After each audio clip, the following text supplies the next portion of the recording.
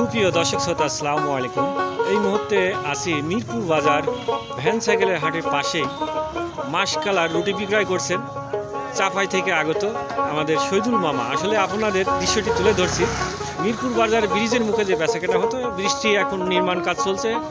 আসলে ওখানে বৃষ্টি ভাঙা পড়ছে, নতুনভাবে নির্মাণ বৃষ্টি কাজ চলার ক্ষেত্রে ওখানে বসার জায়গা নেই। এখানে মিরপুর বাজার ভ্যান সাইকেলের হাটের পাশেই যে শানঘাট আছে, শানঘাটের কাছে আসলেই আপনারা এই মাসকালার রুটিগুলা খেতে পারবেন। এখানে বসে পার্সেল করে নিয়েও যেতে পারবেন। আসলে সুন্দর খাদ্যগুলা। এর আগেও অনেক ভিডিও দিছি আমি, শীতের মাধ্যমেই শীতের সময় ভিডিওগুলো দিয়ে থাকি।